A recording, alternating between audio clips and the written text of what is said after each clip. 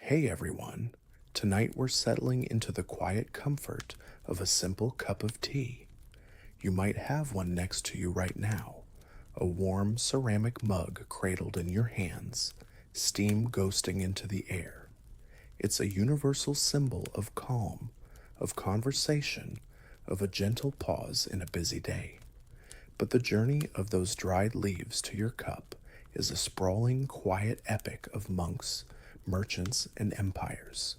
It's a story steeped in ritual and driven by a global craving. And let's be honest, given the multi year sea voyages and questionable preservation methods of the time, you probably wouldn't have survived the journey to get your first sip of the real thing. So before you get too comfortable, take a moment to like the video and subscribe, but only if you genuinely enjoy what I do here.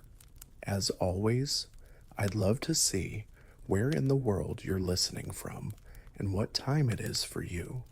It's always fascinating to see how far these stories travel.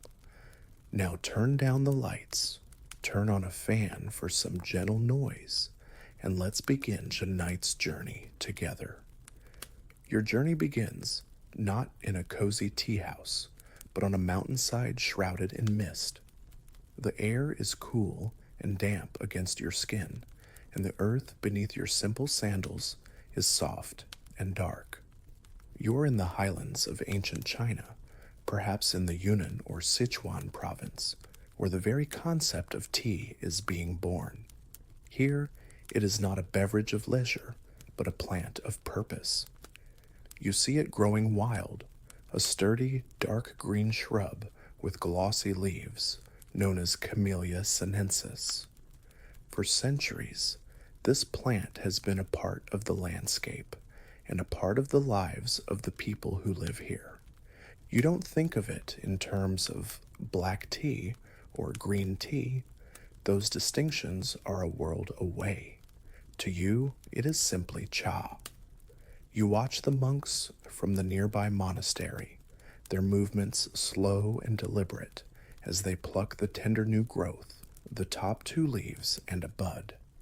They move with a quiet reverence, as if handling something sacred, and in many ways they are.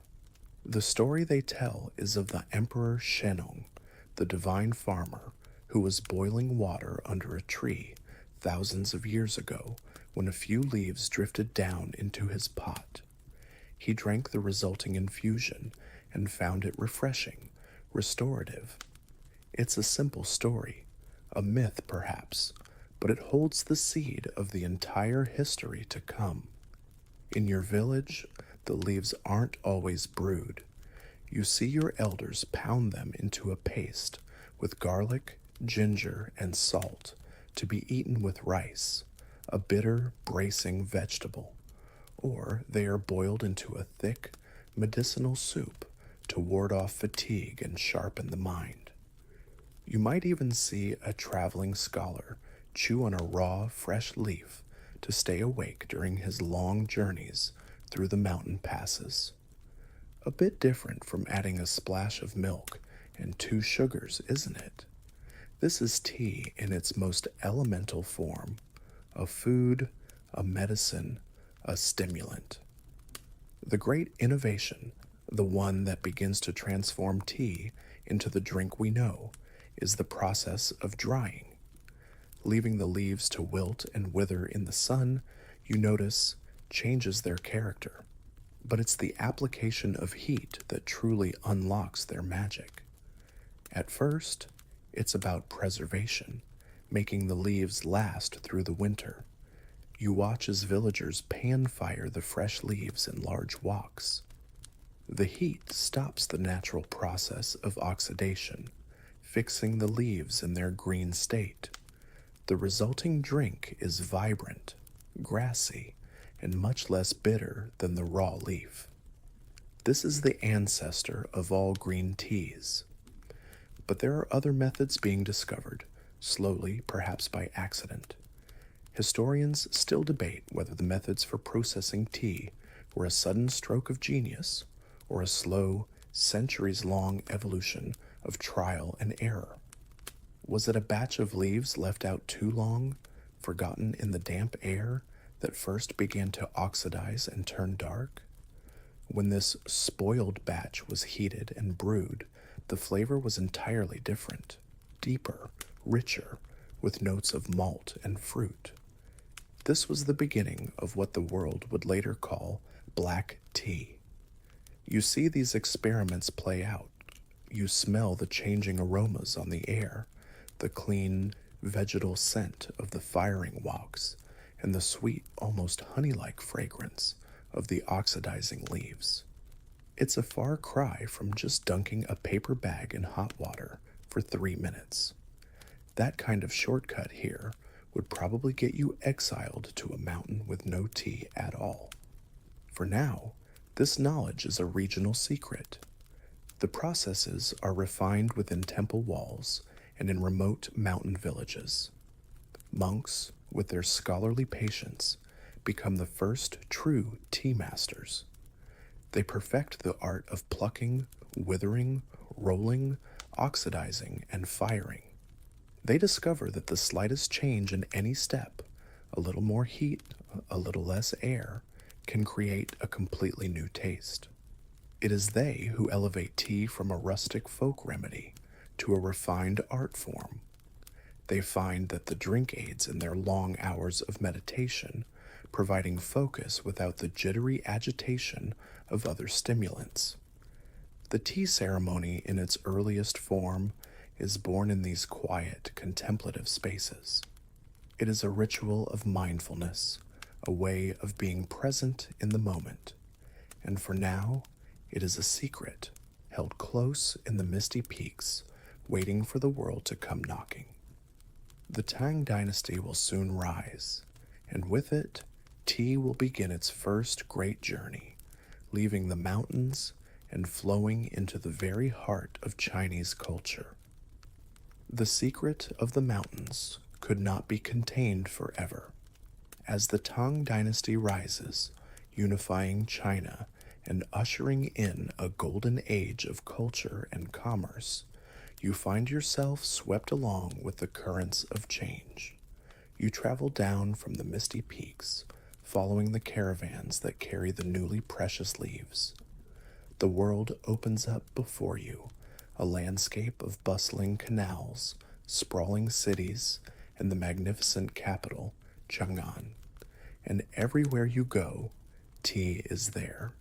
It has shed its humble origins as a medicinal mountain herb and is now the very height of fashion. You see it in the hands of poets gathered in gardens, their cups steaming as they search for the perfect verse. You see it served in lavish ceremonies by court officials in their silken robes. The rustic simplicity you once knew has been replaced by an elaborate, prescribed ritual. The tea itself has transformed. It's no longer just loose, dried leaves. The most prized form is now brick tea. You watch as workers steam the tea leaves, pound them into a thick paste, and press them into heavy, dense cakes or bricks using intricate molds. These bricks, stamped with the mark of their origin, are easier to transport and trade along the new roads and canals. They become a form of currency, as valuable and portable as silk or salt. To drink this tea, you must first break a piece from the hard brick and toast it over a flame until it's fragrant and brittle. Then, you grind it into a fine, bright green powder using a stone mill. The powder is placed in a wide bowl and hot water is added. But here is where it becomes truly unfamiliar to a modern palate. You don't just steep it. You whisk it vigorously with a bamboo whisk until a thick, stable foam called the spume forms on the surface. And then you add a pinch of salt. The resulting drink is thick, savory, and invigorating. It's less afternoon tea and more savory soup broth. You probably wouldn't be asking for a tiny lemon slice with this version. This explosion in popularity is chronicled and in many ways created by one man, Lu Yu. He is the world's first tea sage. Historians still debate whether Lu Yu, an orphan raised by monks, was more of a meticulous documentarian codifying existing practices or a visionary artist who single-handedly elevated tea from a crude beverage to a high art. Regardless of his exact role, his book, the Chajong, or the Classic of Tea, becomes the definitive guide. It is the Bible of tea. You see scholars poring over its pages, memorizing its poetic descriptions of the best water sources, the ideal firing temperatures, and the proper state of mind for consumption. Lu Yu's work is incredibly detailed. He specifies the ideal terroir for growing tea, the precise methods of cultivation, and the art of discerning quality. He even lays out the 24 essential tools for preparing the perfect bowl of tea. 24. This includes the brazier for the fire, the mallet for breaking the brick, the roller for grinding, and the bamboo whisk for frothing. Suddenly, your electric kettle and favorite mug seem a little inadequate, don't they? His writing transforms tea drinking into an intellectual and spiritual pursuit, a path to harmony with nature and oneself. Thanks to Lu Yu, tea is no longer just a drink. It is an aesthetic, a philosophy, a way of life. With this new status comes new economic importance. The government, ever watchful, takes notice. They see the fortunes being made, the caravans crisscrossing the empire laden with tea bricks. And so, the inevitable happens. A state monopoly on tea is declared, and a tax is levied. Naturally, as soon as something becomes popular and refined, the government finds a way to tax it, a tale as old as time. This tax becomes a huge source of revenue for the Tang Empire, funding its armies and its grand public works. Tea is now intertwined with the destiny of the nation. It builds canals and finances wars. This once humble leaf is now a pillar of the state, its journey only just beginning. From the emperor's court to the furthest military outpost, the salted, whisked green tea of the Tang dynasty fuels an entire civilization, its influence growing with every traded brick. The golden age of the Tang, like all ages, eventually fades. Dynasties fall, capitals are sacked, and the empire fractures. But the love for tea, now deeply woven into the fabric of society, endures. It survives the turmoil and reemerges in the subsequent Song dynasty, more refined and more revered than ever before. You find yourself in a world that has taken Lu Yu's philosophy and elevated it to an almost fanatical obsession with aesthetics. This is the pinnacle of tea as art. The cumbersome bricks of the Tang are still used, but the finest teas now come in the form of an incredibly delicate stone-ground powder, even finer than what you saw before. The process of preparing it, known as dian cha, or whipped tea, is where the true artistry lies. You watch a master at work. He uses a dark, almost black ceramic bowl, a style known as jianjian. The dark glaze, he explains, provides the perfect canvas to showcase the whiteness of the tea's froth. The salt has finally been dropped, which is probably a relief to most modern palates. The focus now is entirely on the pure, natural sweetness of the tea itself, a quality called gan, and the perfection of the foam. The master preheats the bowl, measures out the bright green powder, and adds a small amount of hot water to create a smooth, even paste. Then, more water is added, and the whisking begins. It is a controlled, precise yet rapid movement of the wrist, a blur of motion with the bamboo whisk, or chasen. The goal is a thick, creamy, uniform froth that clings to the sides of the bowl. The ideal result is described poetically as white foam floating on a green spring. Achieving it requires the perfect water temperature, the highest grade tea, and a wrist action that would make a modern barista weep with envy. This obsession with foam gives rise to one of the era's most peculiar and popular pastimes, tea competitions or dusha. From the emperor's opulent court to humble tea houses in the city, people gather to compete.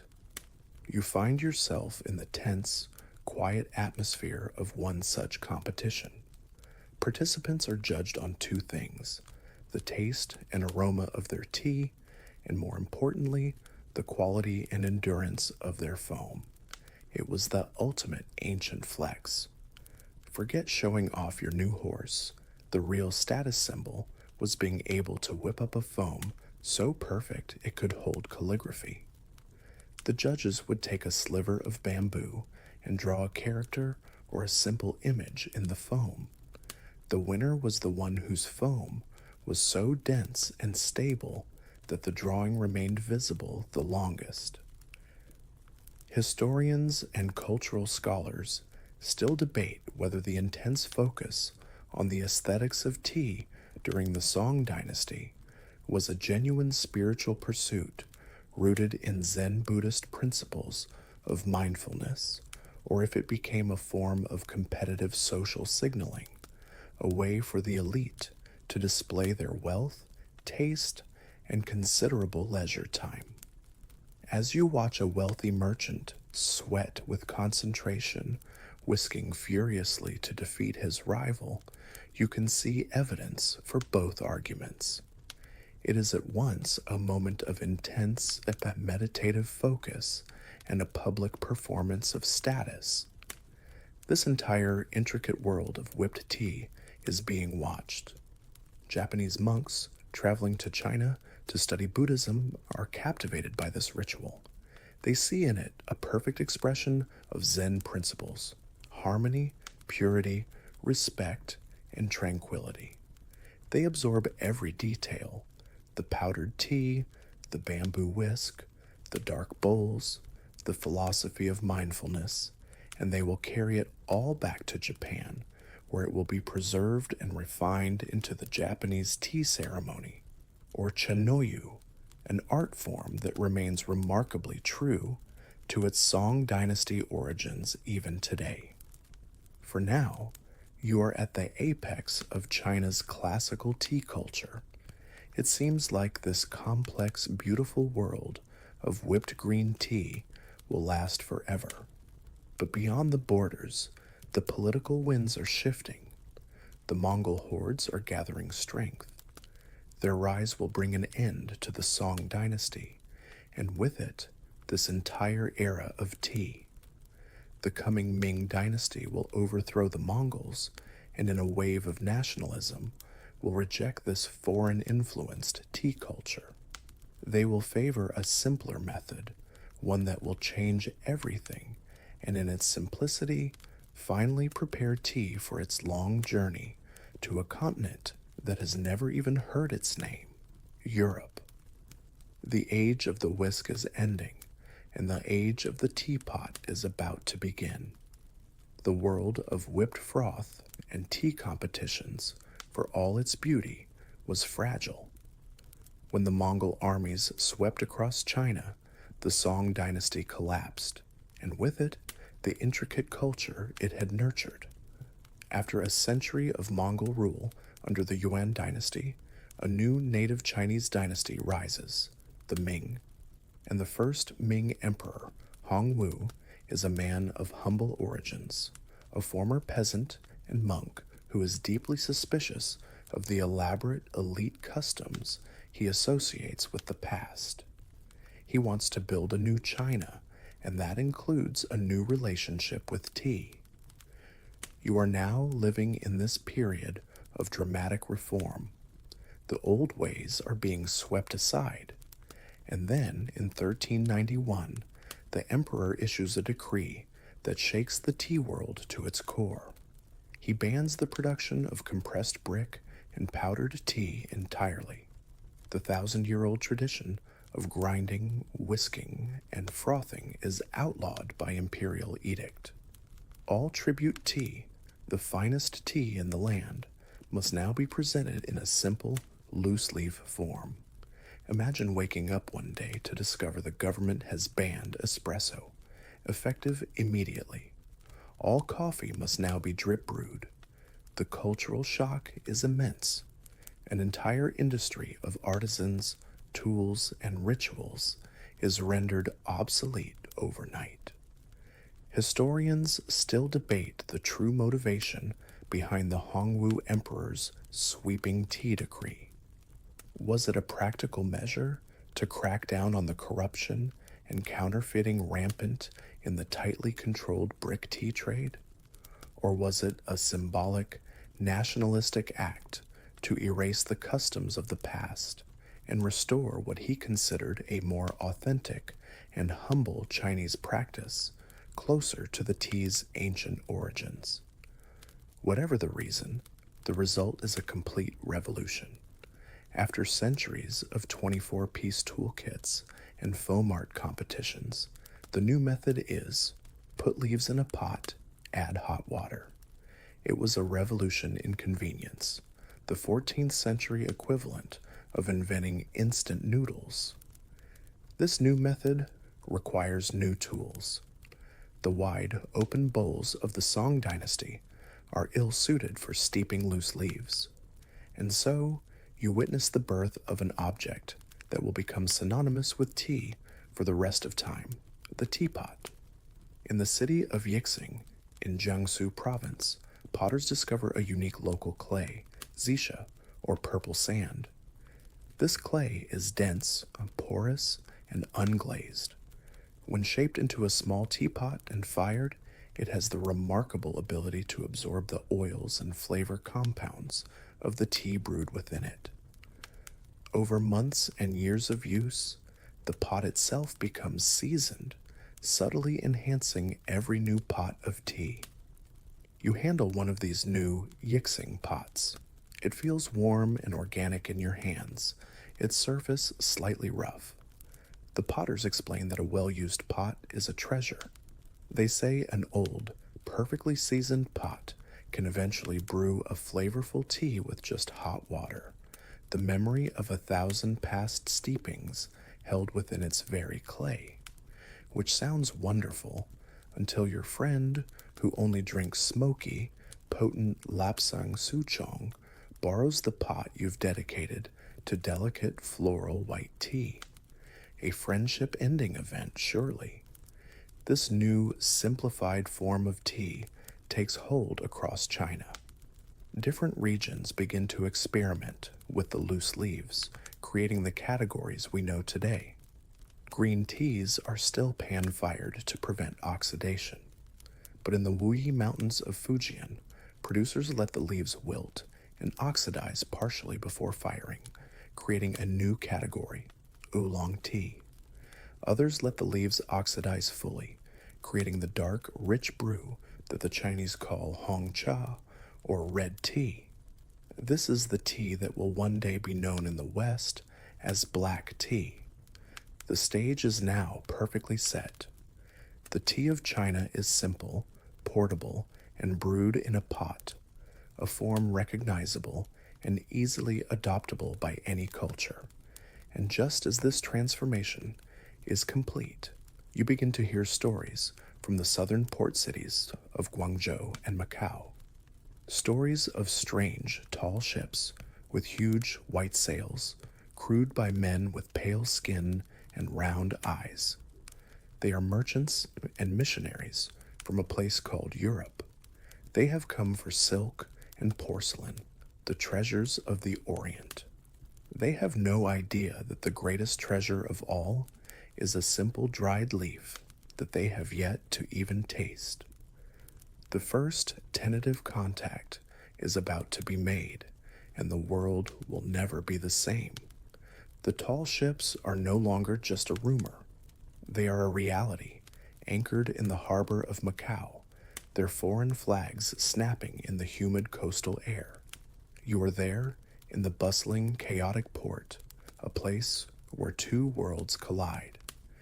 The air is thick with the smell of salt, fish, damp silk, and the sweet, grassy aroma of tea being loaded into crates. At first, the Europeans, mostly Portuguese traders and Jesuit priests, are here for the goods they already know: porcelain so fine it's almost translucent, and silk that shimmers like water. Tea is just a local curiosity. You see them in the homes of wealthy Chinese merchants, being served tea as a gesture of hospitality. Their reaction is a mixture of confusion and polite endurance. For palates accustomed to wine, beer, and water, this bitter, aromatic hot drink is an acquired taste. The first reviews back home, written in letters and journals, describe it as a kind of drink made with a powder of a certain herb, and note its use as a medicine for headaches, stomach aches, and gout. It is a strange, foreign tonic, not a beverage of pleasure. There are, of course, misunderstandings. You watch, with a mix of horror and amusement, as a group of foreign merchants are gifted a chest of high-grade green tea. Later, you hear the story of how they tried to prepare it. Following the logic of their own cuisine, they boiled the leaves, carefully strained out and discarded the bitter water, and then attempted to eat the soggy, unappetizing leaves, perhaps with a bit of butter and salt. It's a culinary crime. You want to intervene, but their confidence is as startling as their complete lack of understanding. They treat it like boiled spinach, entirely missing the point.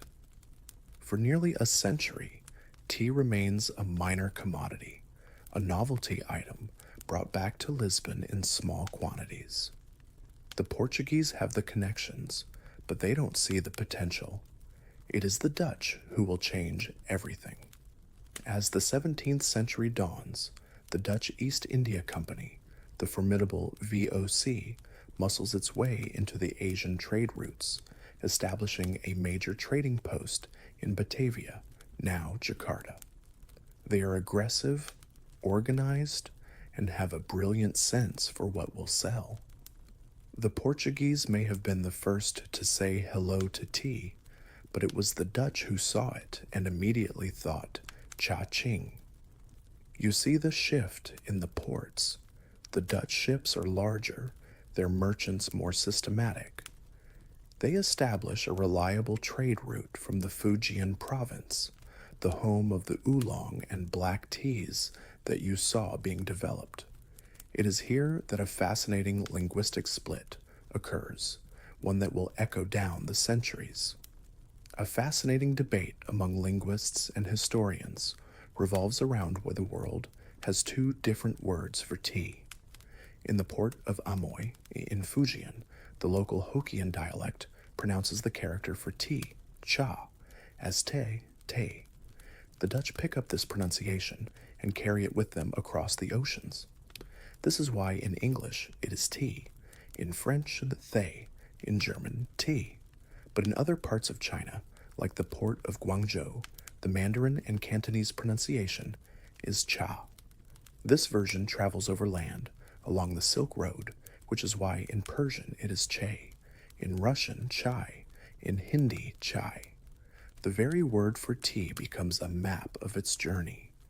In the year 1610, you watch as the first significant commercial shipment of tea is loaded onto a Dutch vessel destined for Amsterdam. It is not green tea, which they find too bitter and which doesn't survive the long, damp sea voyage well. It is black tea, the fully oxidized red tea from the Wuyi Mountains. Its robust, earthy flavor is more palatable to the European tongue, and more importantly, its processed state makes it stable enough to endure the 6 to 9 month journey around the Cape of Good Hope. The chests are sealed with pitch to protect them from the sea air. The leaves inside are a gamble, an experiment in global commerce. As the ship pulls away from the dock, its sails filling with the wind of the South China Sea, it carries not just a cargo, but a future cultural phenomenon. Amsterdam awaits, unaware of the hot, dark, fragrant brew that is slowly sailing its way. The journey across the ocean is long and treacherous. For months, the tea chests sit in the dark, swaying hold of the ship, enduring storms, humidity, and the perpetual rocking of the sea. When the ship finally arrives in the bustling port of Amsterdam, the Netherlands is at the height of its golden age. The city is a hub of global commerce, its warehouses overflowing with spices from the East Indies, timber from the Baltics, and now this strange, dark leaf from China. You are now in this new world, a world of cobblestone streets, tall, narrow houses, and brisk, damp air. The tea that has arrived is incredibly, astronomically expensive. The voyage is perilous, the supply is limited, and the Dutch East India Company has a monopoly. A small chest of tea is worth a fortune, more valuable than its weight in many spices.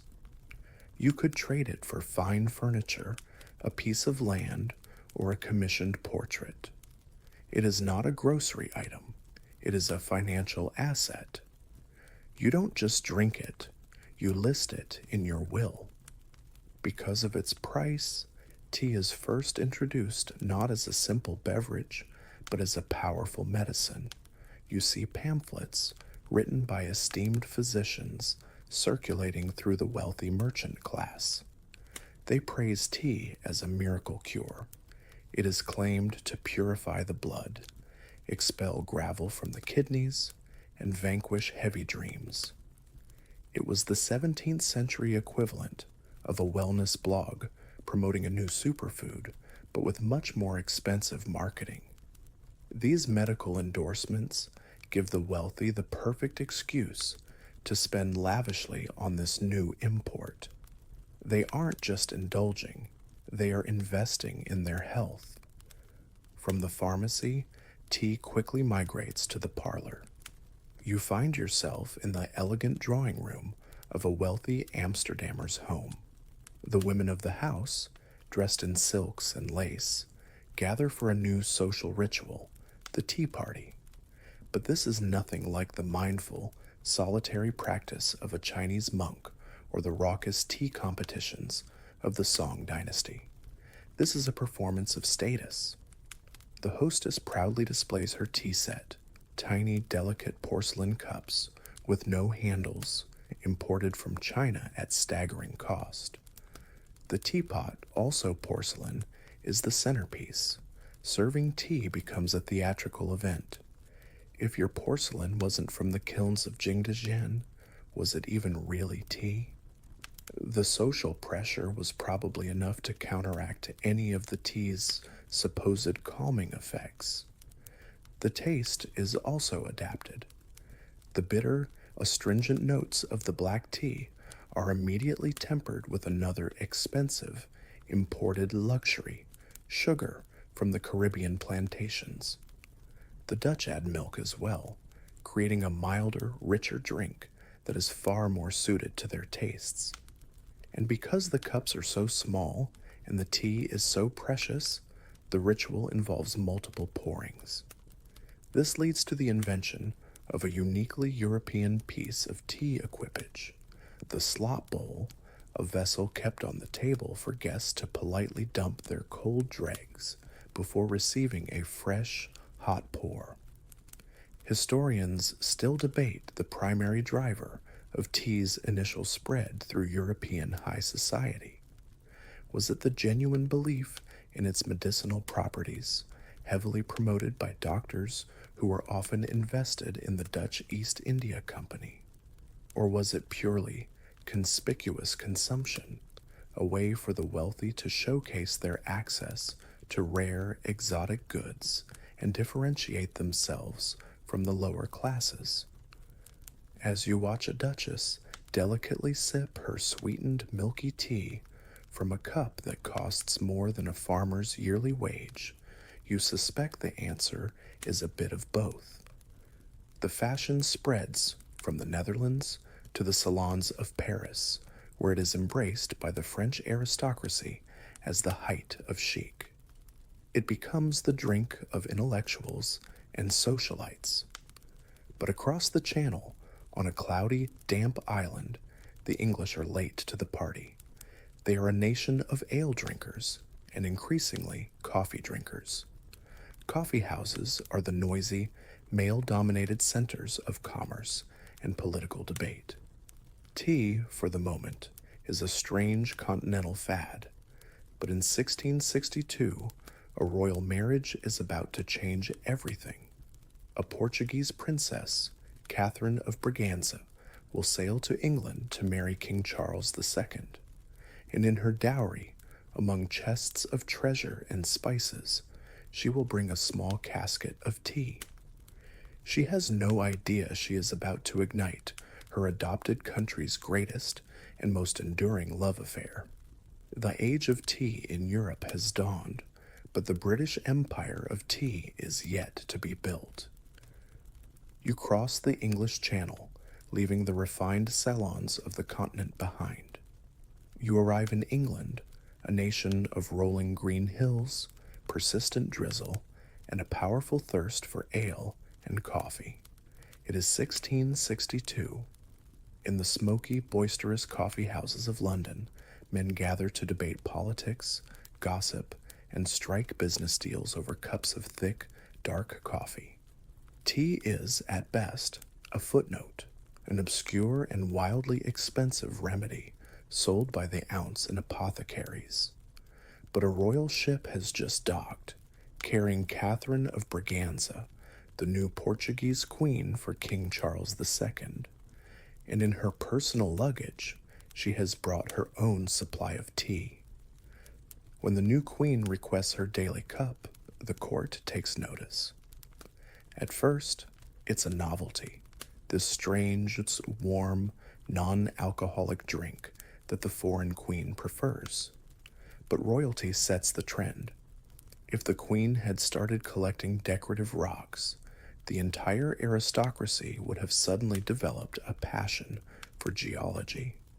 Soon, the ladies of the court, eager to emulate their new monarch, begin hosting their own small private tea gatherings. It is seen as a temperate, sophisticated, and distinctly feminine alternative to the rowdy, masculine world of the coffee house. This gendered split becomes crucial. Historians debate the extent to which tea's success in Britain was driven by its adoption by women. Was Catherine of Braganza's influence the primary catalyst, creating a top-down fad? Or was it that tea, as a domestic beverage prepared at home, offered women of the burgeoning merchant class a new sphere of social power and ritual entirely separate from the public world of men? As you observe a lady of the house unlocking her precious tea caddy, you can see this new domestic kingdom taking shape. The tea was so valuable that it was stored in ornate, locked boxes, with the mistress of the house holding the only key. It was the 18th century equivalent of a password-protected Wi-Fi network. You only shared it with people you truly trusted. As tea's popularity grows among the wealthy, new venues emerge to cater to the demand. You find yourself strolling through one of London's famous tea gardens, like Ranelagh or Vauxhall. These are sprawling pleasure parks on the edge of the city, lit by lanterns at night. Here, for the first time, men and women of respectable society can mix freely in public. You wander past manicured lawns and ornate gazebos, the sound of a string orchestra drifting on the evening air. Couples and families sit at tables, sipping tea, gossiping, and enjoying the spectacle. The tea garden was the first place a respectable woman could be seen with a man who wasn't a relative without causing a major scandal, all fueled by the social lubricant of hot leaf juice. It was essentially the Tinder of its time, but with more violins and fancy hats. But this new national thirst creates a monumental problem. The British East India Company, seeing the immense profits being made by their Dutch rivals, secures a monopoly on all tea importation into Britain, and the British government, seeing a new and lucrative source of revenue, slaps an enormous tax on it. At its peak, the tax on tea is well over 100%. This makes legal tea so expensive that only the very wealthiest can afford it. An ordinary working family would have to spend a third of their annual income to buy just a single pound of the cheapest legal tea. This prohibitive cost and insatiable demand create the perfect storm for a vast illegal enterprise. The golden age of tea in Britain is also the golden age of smuggling. While the aristocracy sips their legally imported, heavily taxed tea in London's gardens, the rest of the country begins to run on a parallel supply. All along the southern coast, from Cornwall to Kent, a shadow economy booms. At night, you can almost smell it on the sea breeze, the scent of illicit tea waiting just over the horizon. The battle for Britain's favorite drink is about to move from the drawing room to the dark, hidden coves of the coastline. The English coastline at night is a place of secrets. Under a sliver of moon, you are huddled in a dark, sandy cove, the sea whispering and hissing on the shore. You are witnessing the other side of Britain's tea obsession. This is the world of the smuggler. The demand for tea is so universal and the taxes so high that a vast and sophisticated illegal trade now supplies the nation. Gangs of smugglers, known as owlers for their nocturnal work, become local legends. The local vicar might preach against the evils of smuggling on Sunday morning, and then buy a half-pound of untaxed contraband tea from the back of a cart on Sunday afternoon. It was a system of very flexible morality. The cat-and-mouse game between these gangs and the customs officers, or excisemen, is a brutal one.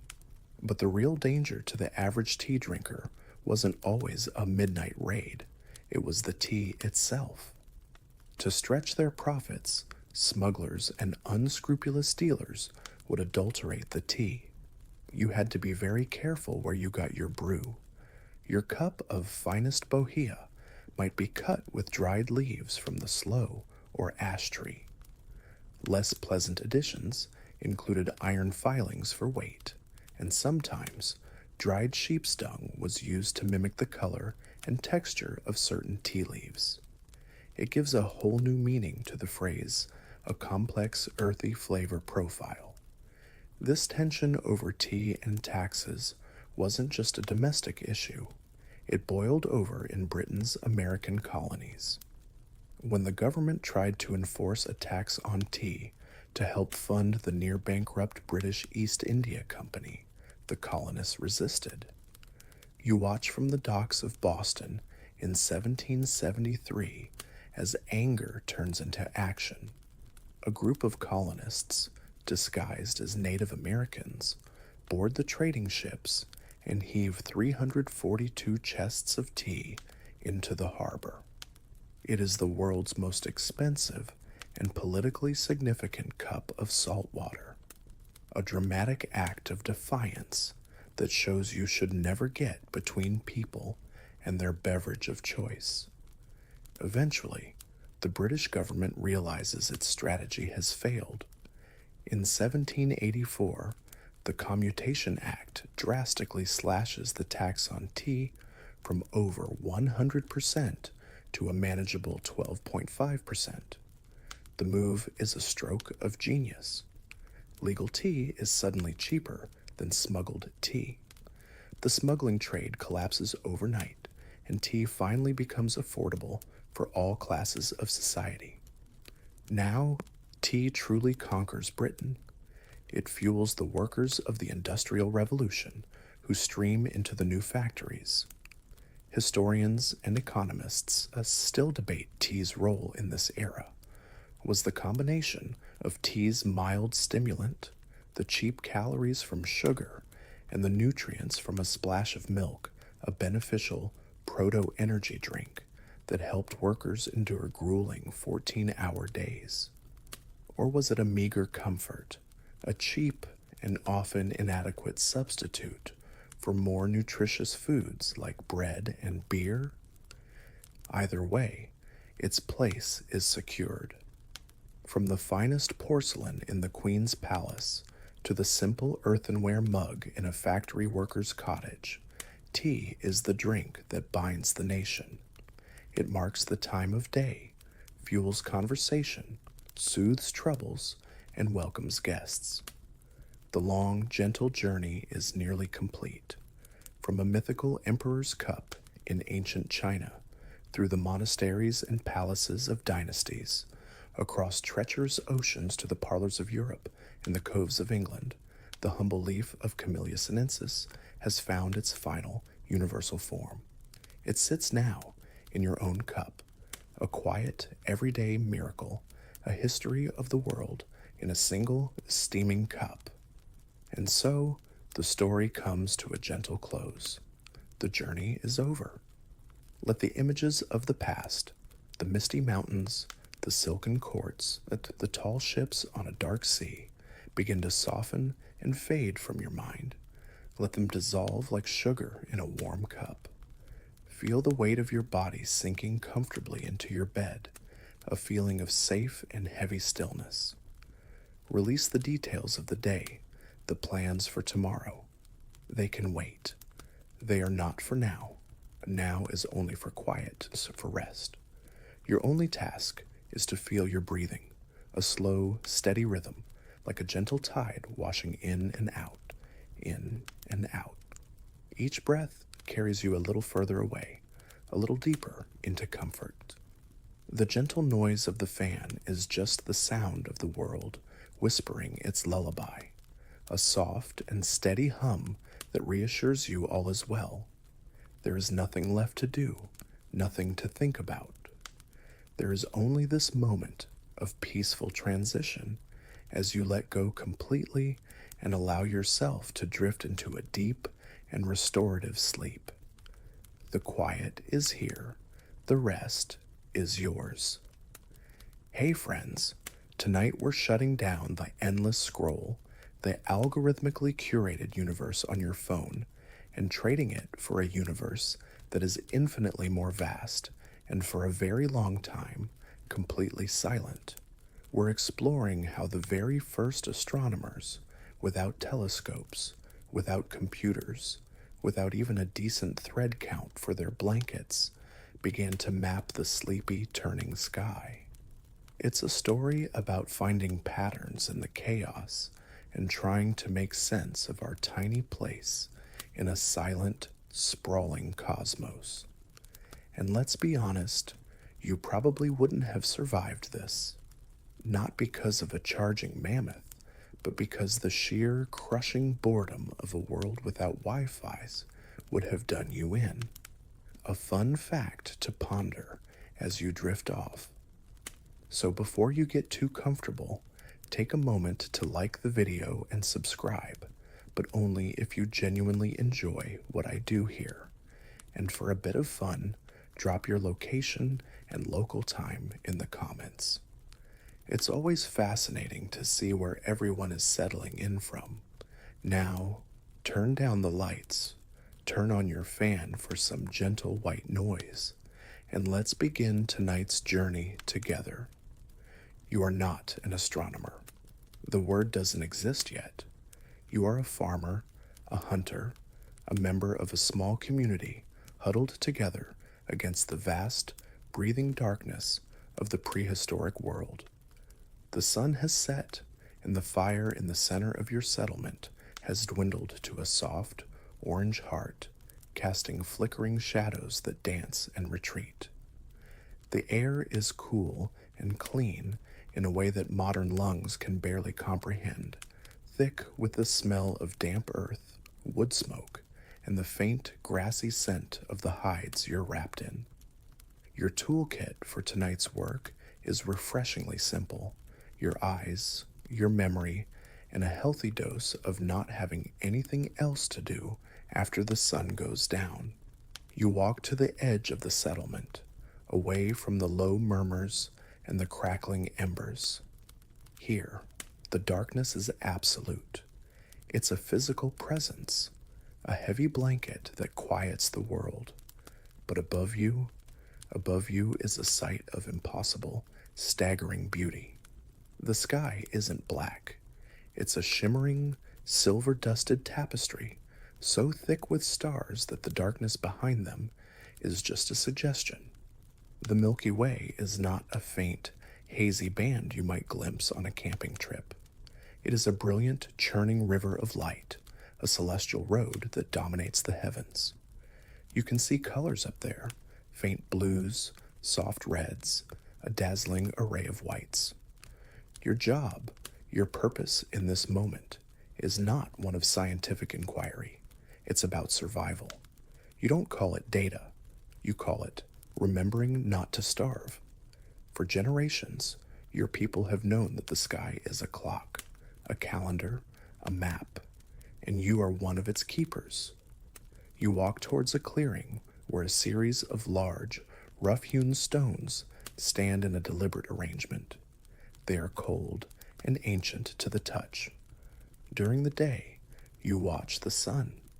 You've seen how, over the course of a year, its rising and setting points creep along the horizon.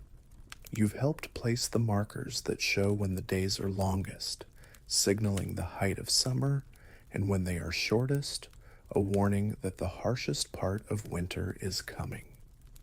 This is the most critical mainstream historical fact of your existence. The solstices and equinoxes, marked by these megalithic structures, dictate the rhythm of life itself.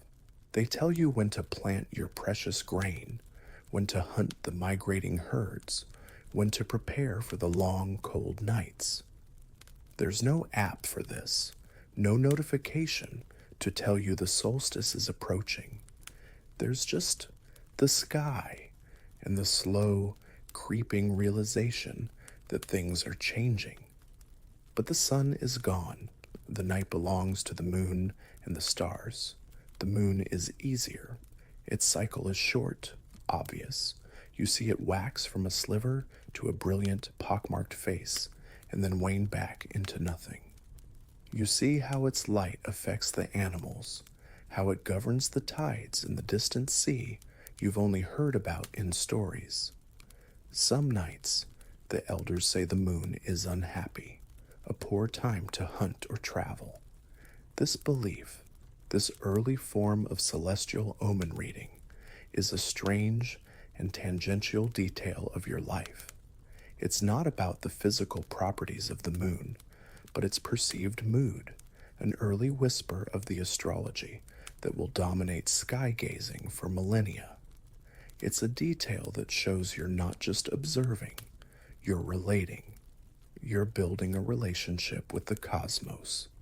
They tell you when to plant your precious grain, when to hunt the migrating herds, when to prepare for the long, cold nights.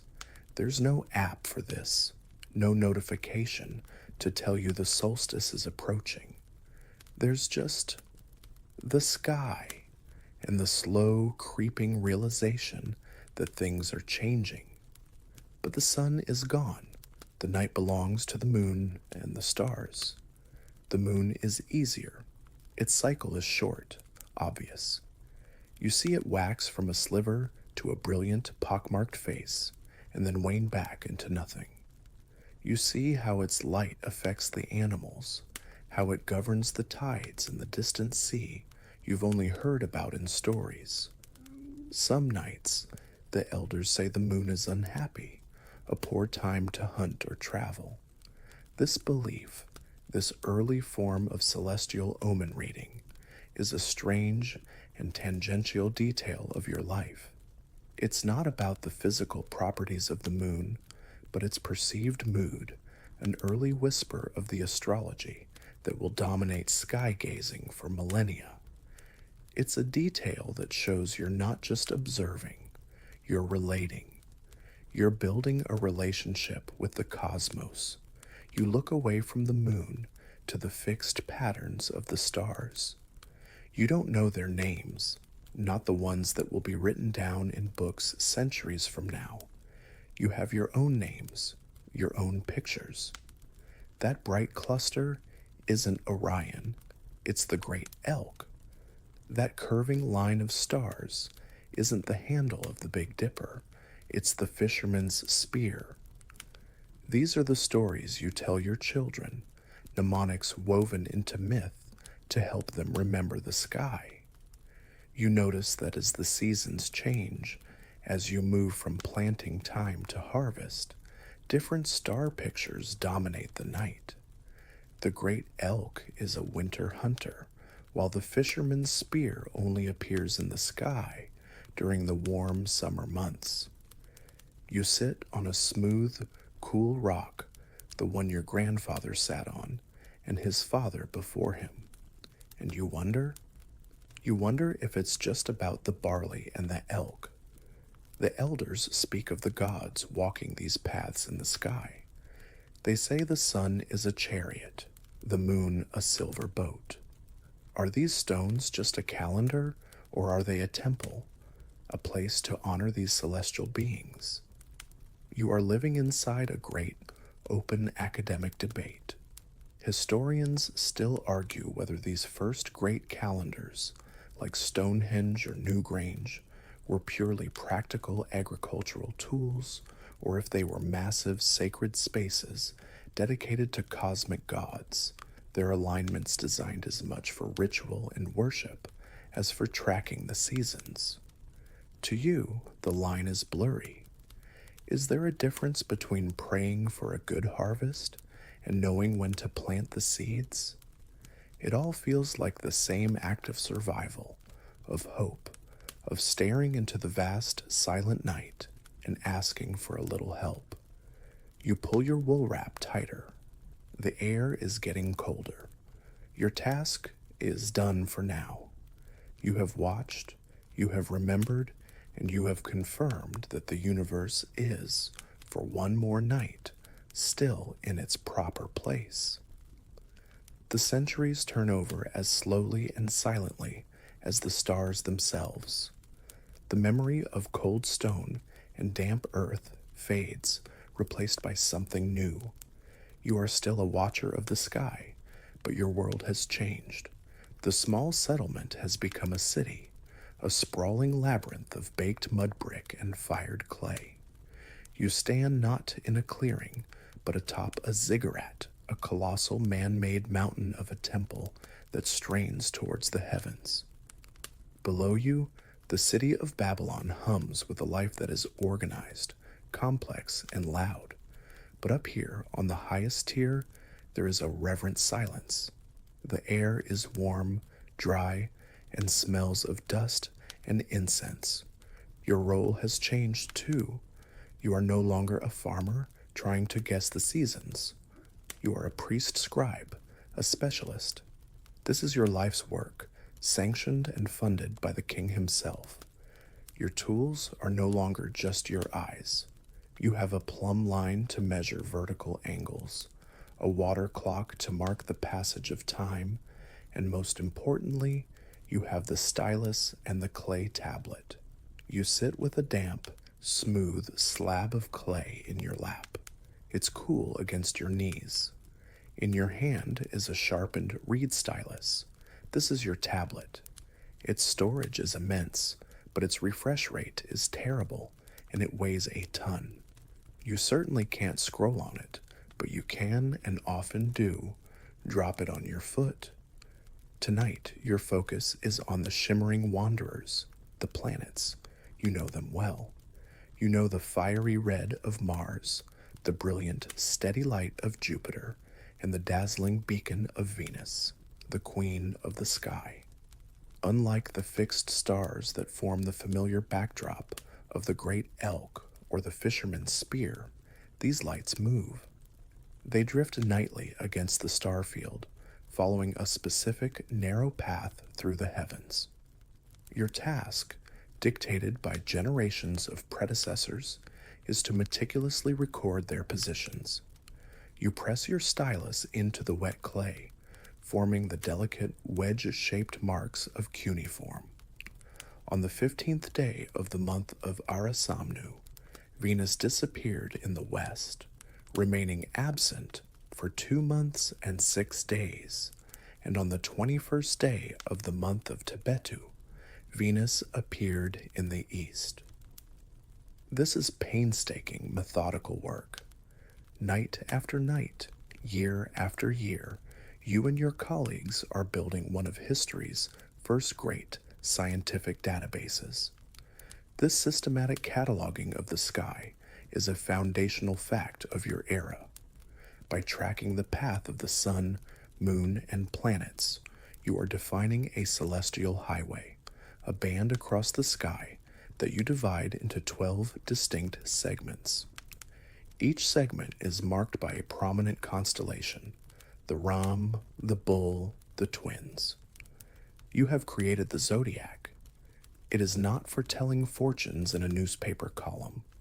It is a measuring stick, a way to give a precise address for any celestial event. You are the universe's most dedicated bookkeeper. Every meteor, every hazy sunrise is entered into the great cosmic ledger. But why? The king is not a scientist. He doesn't care about the orbital period of Jupiter for its own sake. He cares because the sky is a divine message board. This is the strange, core detail of your work. You are an intelligence agent, and you are spying on the gods. Every observation is an omen. A lunar eclipse is not a simple alignment of celestial bodies. It is a terrifying sign of danger to the king. The appearance of a certain planet in a certain constellation could foretell a flood, a bountiful harvest, or the betrayal of an ally. Your clay tablets are filled with these conditional statements. If Jupiter enters the region of the scales, there will be great prosperity in the land. If Mars becomes faint and difficult to see, there will be an uprising in the west. Your job security is excellent. As long as the king is anxious about his future and the planets keep moving, you are essential. Yet as you sit there, pressing these ancient warnings into the clay, you begin to see something else. You are not just a priest, you are a mathematician. As you review the tablets of scribes who lived 100 years before you, you see the cycles. You see that the ominous lunar eclipses don't happen randomly. They follow a predictable pattern, one you can calculate in advance. You see that Venus returns to the exact same spot in the eastern sky every 8 years, almost to the day. This feels like more than a message.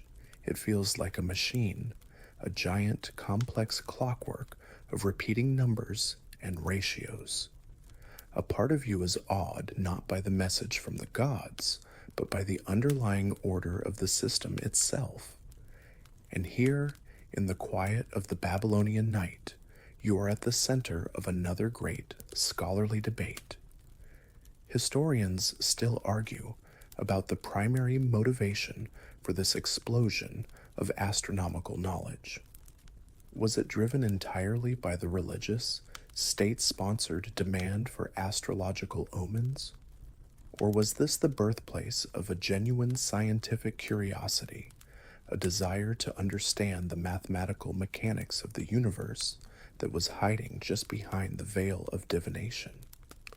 You look at the tablet in your lap. One half of your brain sees a warning for your king.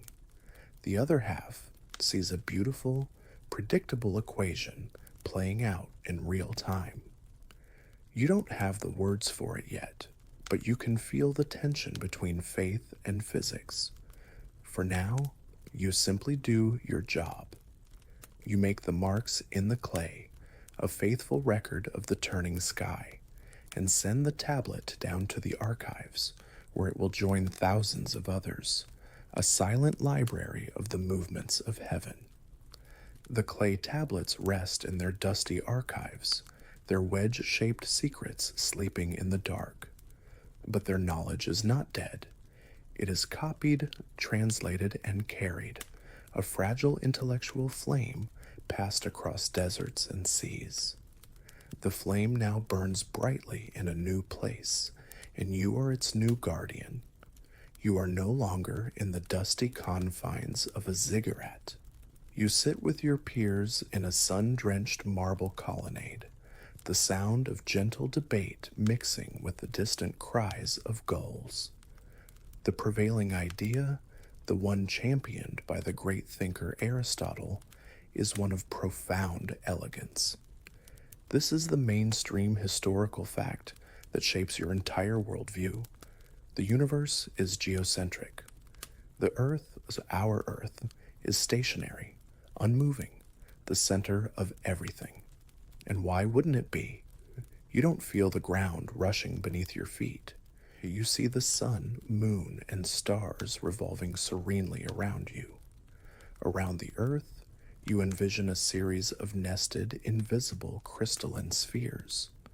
The moon is attached to the first sphere, Mercury to the second, Venus to the third, and so on, all the way out to the final sphere, which holds the fixed stars.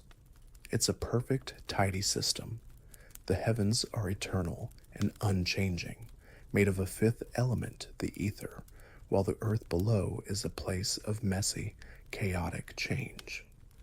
As you contemplate this cosmic architecture, you consider a strange and beautiful tangent, an idea from the followers of Pythagoras. If these celestial spheres are real, and they are moving in perfect mathematical ratios, shouldn't their movement create a sound, a celestial vibration? They call it the musica universalis, the music of the spheres. You imagine that the swift motion of the moon produces a high, sharp note, while the slow, majestic turn of Saturn's sphere produces a deep, resonant hum.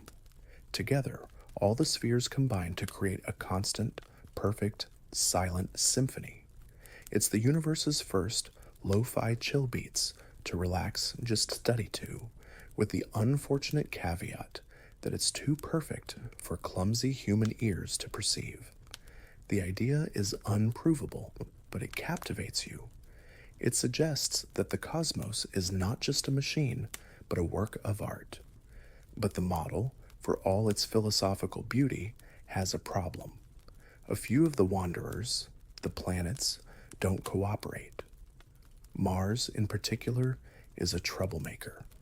As you track it across the sky, it moves steadily eastward against the stars for a time, but then it slows down, stops, and appears to move backward in retrograde for a few weeks before resuming its forward course.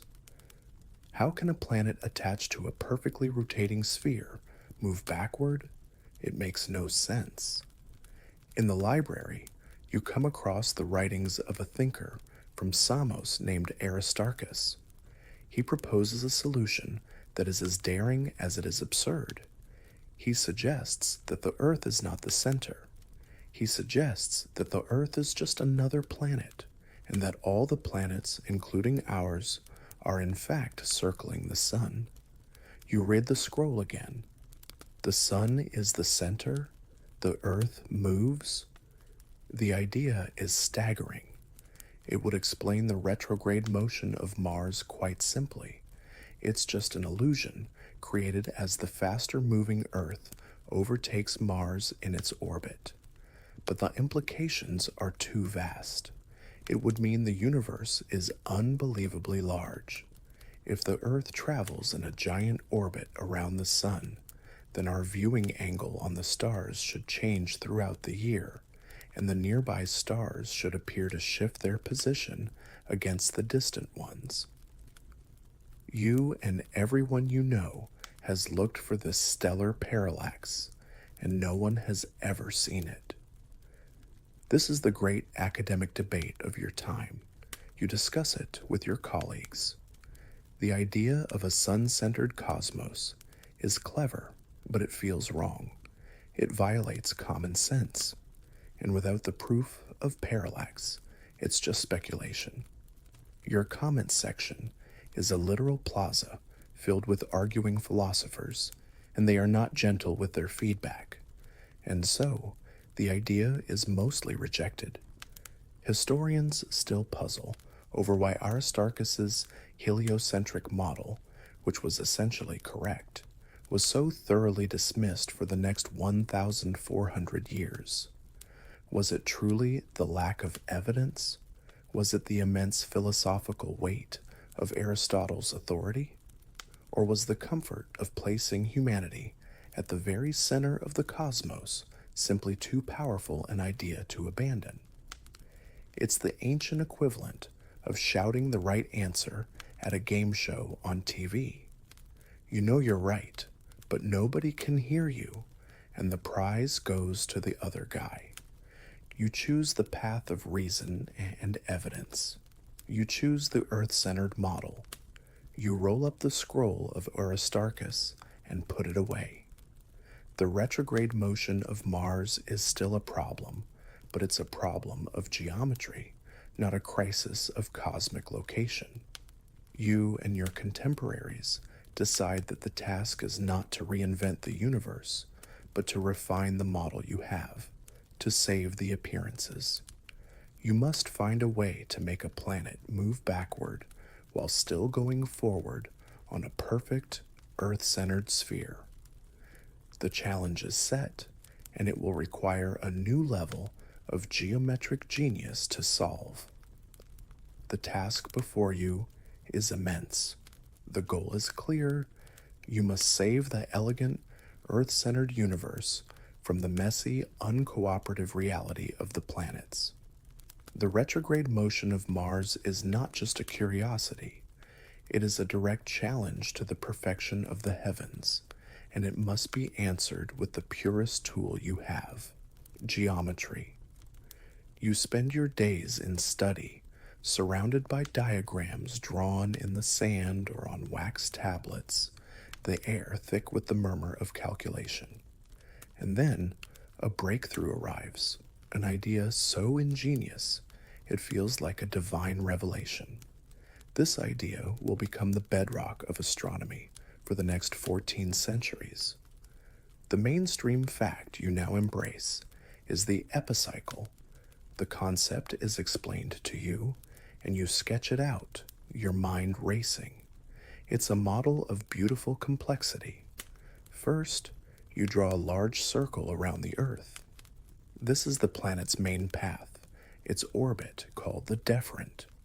It is a vast, invisible wheel turning smoothly around your central world. But the planet is not on this wheel. Instead, you draw a second, smaller circle whose center is on the rim of the first one. This is the epicycle. The planet itself rides on the rim of this smaller, spinning circle. You stare at your drawing. As the large deferent wheel turns, it carries the smaller epicycle along with it. At the same time, the epicycle itself is spinning. The combined motion is exactly what you were looking for. As the planet travels along its epicycle, it is carried forward by the deferent. Then the epicycle's spin carries it backward for a short loop, and then it moves forward again. It's a celestial spirograph.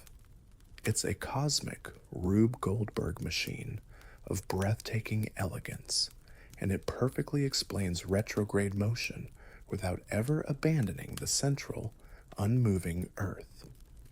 You feel a profound sense of relief and intellectual power. You have not broken Aristotle's perfect spheres. You have simply added a new layer of mechanical complexity. The universe is still perfect, just more intricate than you first imagined. You begin the painstaking work of calculating the exact sizes and speeds of the deferents and epicycles for each of the 5 known planets. It's a colossal mathematical undertaking, but the feeling of progress is exhilarating. You are not just observing the sky anymore, you are engineering it. You are writing its instruction manual. But as your observations become more precise and you compare your model's predictions with the sky's actual behavior, tiny errors creep in. The loops aren't quite the right shape. The speeds are still a little off. The beautiful machine has a slight stutter. This is where the true, desperate genius of your era comes into play, and you are introduced to a strange and powerful new tool. It's a tangential detail, a mathematical fudge factor so clever and so weird it will haunt astronomers for centuries. The equant. The problem is the speed. The planet appears to speed up and slow down in ways the simple, deferent epicycle model can't account for. The solution is to break the most sacred rule, the rule of uniform, circular motion. Your teacher, the great astronomer Ptolemy, shows you the trick. You mark the center of the Earth. Then you mark the center of the deferent wheel slightly off-center from the Earth. Then you place a third point on the opposite side of the center, an equal distance away. This third point, this empty spot in space, is the equant, and you are to assume that the epicycle moves at a constant speed only when viewed from this imaginary floating point. It's a piece of pure mathematical fiction. It feels like cheating. It shatters the physical idea of a simple, solid sphere turning. But when you run the calculations, it works. It works perfectly. The equant is the ancient equivalent of finding a critical bug in your code and fixing it with a mysterious line of code you don't understand, but that somehow solves the problem. It's a bit of duct tape and a prayer holding the cosmos together. With this final, strange piece in place, the model is complete. But as you draw these complex diagrams, a quiet debate begins among you and your peers. What are these things really? Are there actual, physical, crystalline epicycles spinning out there in the ether? Is the deferent wheel truly rotating around an empty point in space? Or are these just clever, calculating devices, fictions that we've invented to predict the positions of the planets? Historians know this debate between a physical and an instrumentalist view of the cosmos would rage for centuries, especially among the Islamic scholars who would inherit, critique, and preserve your work. Are you a physicist describing reality, or a mathematician who has simply built a very effective calculator? For you, in this moment, the satisfaction of having a working model outweighs the philosophical weirdness. You are part of the team compiling the Almagest, the great treaty of astronomy.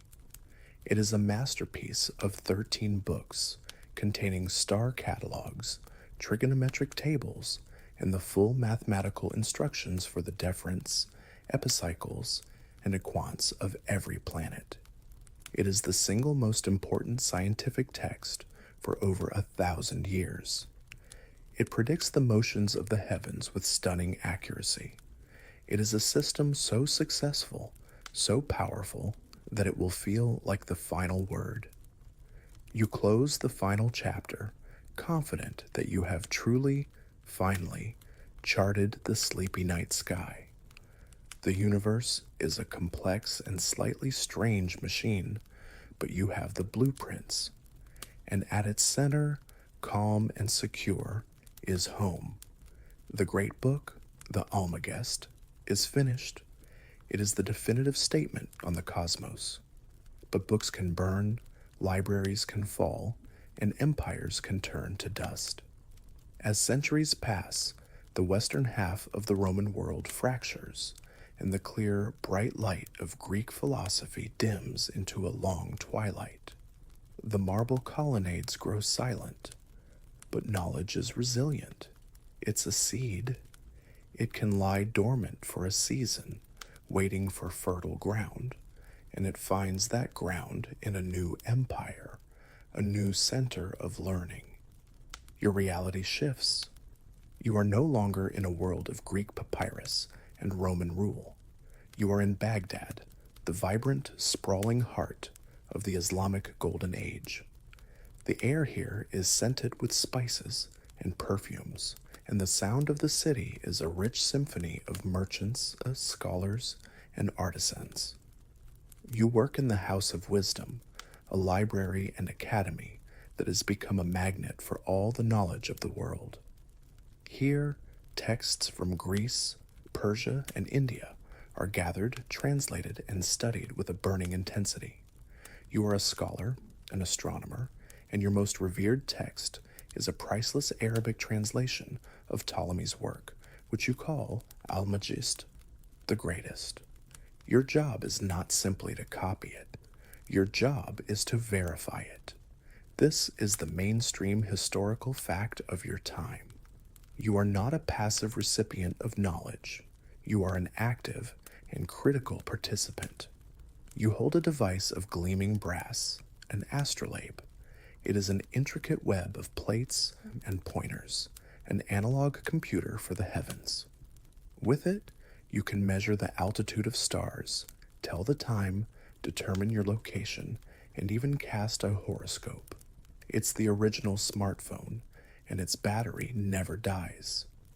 You use it and other instruments, like massive wall-mounted quadrants, to check Ptolemy's star charts. And you find that after 800 years, they are no longer perfectly accurate. The stars have drifted slightly.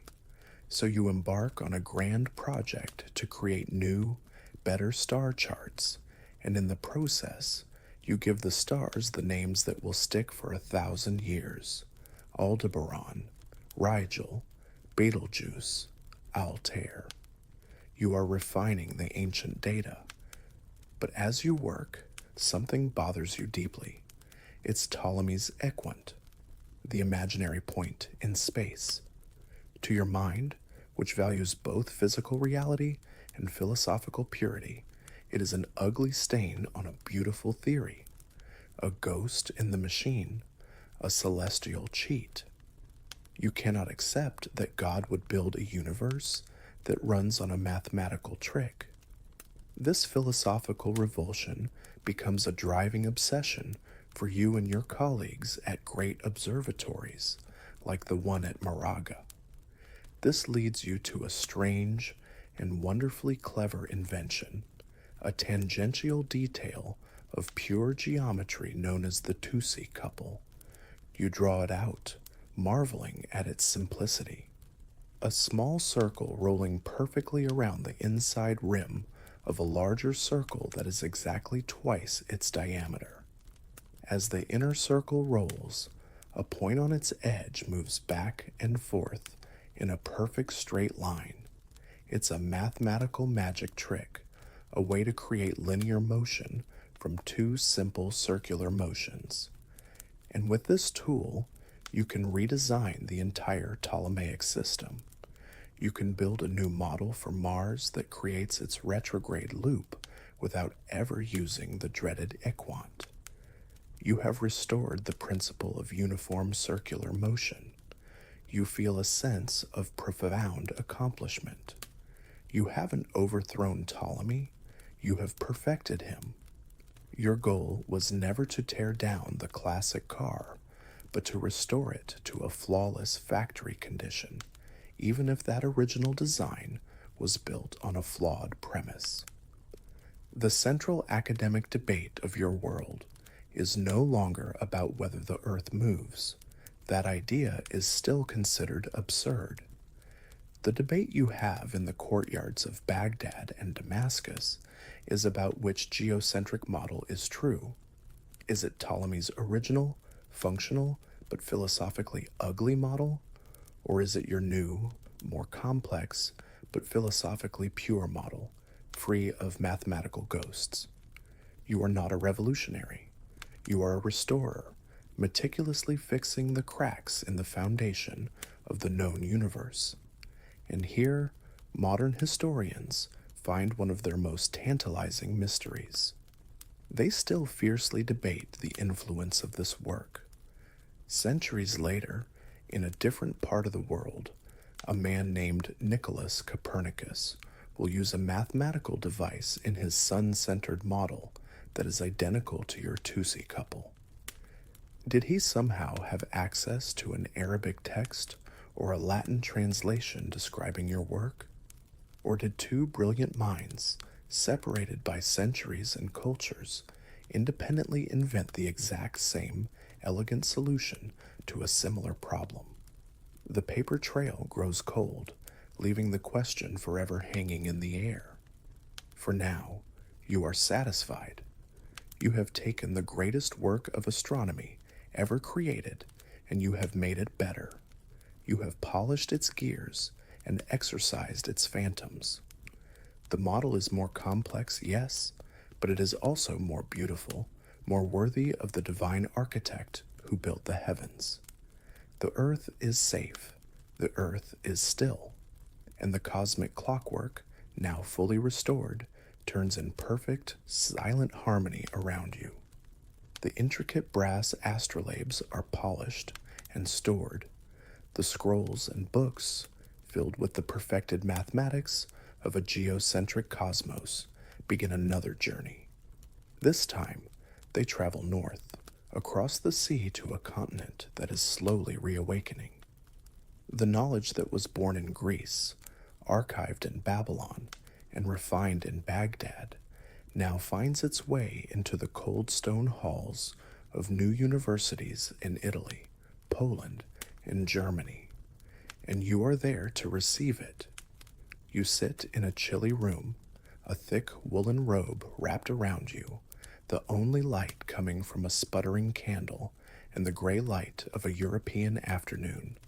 Before you is a book, a Latin translation of the Almagest. You have studied it. You have studied the critiques and perfections made by the great Arabic-speaking astronomers. You know the system inside and out. It is the bedrock of your reality, the universe as sanctioned by reason, by tradition, and by the church. The earth is the center. Everything revolves around it. But as you draw the diagrams, a sense of unease settles over you. The system has become a monster. To make the predictions match reality, you must draw circles upon circles upon circles. It's a tangled web of deference and epicycles, tweaked with the quants or the clever but complex Tusi couples. It works, technically. It's a magnificent piece of intellectual machinery. But you look at the snarled diagram on your page, and you cannot see God in it.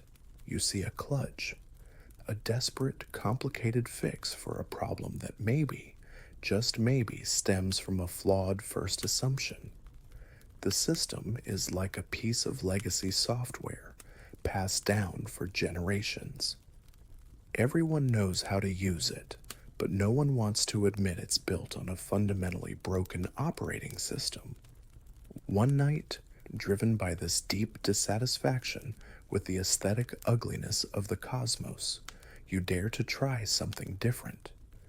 You know of the ancient Greek, Aristarchus, and his wild speculation. As a purely intellectual exercise, a thought experiment, you take a fresh piece of paper. You snuff out the candle, then relight it as if to mark a new beginning. And in the center of the page, You draw a simple circle with rays coming off it, the sun. Then tentatively, you draw a smaller circle around it, Mercury. Then another, Venus. Then you draw the Earth with its own little moon circling it. Then Mars, Jupiter, Saturn. You stare at the page. Suddenly, the universe makes a new kind of sense. The maddening retrograde motion of Mars is no longer a physical looping in space. It is a simple illusion, the result of your faster moving Earth on an inside track, overtaking Mars on its slower outer track. It's like watching a car you are passing on the highway appear to move backward for a moment. The planets now have a natural order based on the speed of their orbits.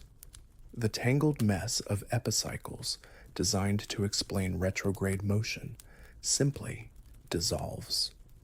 The harmony of it is breathtaking. You feel as if you have stumbled upon a profound, hidden truth. This is the mainstream historical fact of your new life. You are Nicholas Copernicus, a quiet canon of the Church, and you have redrawn the cosmos. But this is not a moment of triumphant discovery. It is a moment of deep and profound fear. This simple, beautiful diagram on your desk contradicts 1,400 years of accepted science. It contradicts the evidence of your own senses, the solid, unmoving ground beneath your feet. And most dangerously, it seems to contradict the Word of God. This is a weird, tangential fact about your revolution. It is led by a man who is deeply conservative and cautious. You aren't a firebrand seeking fame. You are terrified of ridicule, so you keep your work a secret for decades, a masterpiece of procrastination. You tinker with the math, writing your great work, De Revolutionibus Orbium Coelestium, but you show it only to your most trusted friends. When the book is finally published, urged on by your friends, the story goes that the first printed copy is placed in your hands on the very day you die. The revolution begins with the quiet passing of its author. And what is the world's reaction? Not a thunderclap of outrage or a chorus of praise. It's more of an academic shrug. This is the great debate that historians still ponder. Why was the reception so lukewarm? For one, your model wasn't actually more accurate at predicting where the planets would be. To get the fine details right, you had to add your own small epicycles back in, so your fellow astronomers see it as a curiosity. They treat it as another mathematical tool, not a physical reality. It's a weird indie theory that might be useful for some calculations, but the Ptolemaic system remains the blockbuster hit. You have set a match to the foundations of the universe, but the fire has not yet caught. Your new system is beautiful, it is elegant, but it lacks one crucial thing: proof. There is no physical evidence to convince a skeptical world to abandon the solid ground beneath their feet and imagine themselves hurtling through the silent, empty darkness of space. Your book is out there, a quiet, ticking time bomb, waiting for someone to build a machine that can bring the heavens close enough to see the truth. Your book is out in the world, a silent stone dropped into a deep, still pond. For decades, the ripples are faint. The universe now has two competing instruction manuals. One is the ancient, revered, and incredibly complex Ptolemaic system, which has the advantage of common sense and tradition. The other is your new, elegant Copernican system, which has the advantage of mathematical harmony, but lacks any physical proof. Astronomers are in a state of quiet conflict, using one model for some calculations, the other for different ones, waiting for a tiebreaker. The world, it seems, can hold two contradictory ideas of the cosmos in its head at the same time. Your book is out in the world, a silent stone dropped into a deep, still pond. For decades, the ripples are faint. The universe now has two competing instruction manuals. One is the ancient, revered, and incredibly complex Ptolemaic system, which has the advantage of common sense and tradition. The other is your new, elegant Copernican system, which has the advantage of mathematical harmony, but lacks any physical proof. Astronomers are in a state of quiet conflict, using one model for some calculations, the other for different ones, waiting for a tiebreaker. The world, it seems, can hold two contradictory ideas of the cosmos in its head at the same time. The story shifts again, a final time. You are now in Padua, in the heart of the Italian Renaissance. You are a brilliant, pugnacious, and intensely curious professor of mathematics. You've heard of the Copernican system, and you are intrigued by its elegance, but you are a practical man. You need evidence. Then a rumor reaches you from the north, a strange detail that will change everything. You hear that spectacle makers in Holland have invented a novelty, a spyglass that makes distant objects appear closer. They see it as a toy, or perhaps a military tool. You, however, see it as a key. This is a strange and telling fact about you, Galileo Galilei. You do not wait to buy one. Having never seen the device, you deduce the principles of optics behind it and set to work grinding your own lenses, building your own instrument. You are not just a scientist, you are a master craftsman and a brilliant reverse engineer. Within days, you have built a telescope 10 times more powerful than the Dutch original. For a few weeks, you use it for earthly matters, demonstrating it to the Venetian Senate to view distant ships, securing a handsome salary in the process. But your true curiosity lies elsewhere. One clear night, you do what no one has thought to do before. You point your telescope at the sky, and in that moment, the long, sleepy, mysterious history of staring at the heavens comes to a sudden, shocking, and irreversible end. This is the ultimate unboxing video, and you are opening the universe itself. The first of your great discoveries comes from the moon. In every model before yours, it is a perfect, smooth, ethereal sphere. Through your eyepiece, you see it for what it is. It is a world. It has vast, dark plains you call Maria, or seas. It has towering mountains, whose shadows you watch lengthen as the sun rises over them. It has craters and valleys. It is not a perfect heavenly orb. It is a physical place, as rough and real as the earth. The ancient barrier between the perfect, unchanging heavens and the corruptible earth is shattered. You turn your telescope to the hazy band of the Milky Way. It is not a celestial cloud. It resolves into a staggering, uncountable multitude of individual stars, packed so densely that their light blends together to the naked eye. The universe is not the cozy, contained system of the Greeks. It is immeasurably vast, terrifyingly grand. But the knockout blow, the proof that will topple the Ptolemaic system forever, comes when you turn to the planet Jupiter.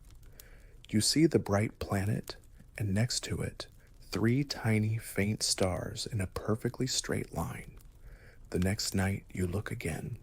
They have moved, but they are still there with Jupiter. Night after night you track them. You discover a 4th. You realize with a shock that they are not stars. They are moons circling Jupiter. This is it.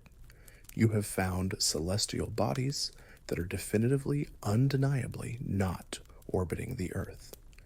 The cosmos does not have one single center. It's like discovering a minor character in a show has their own wildly successful spin off series.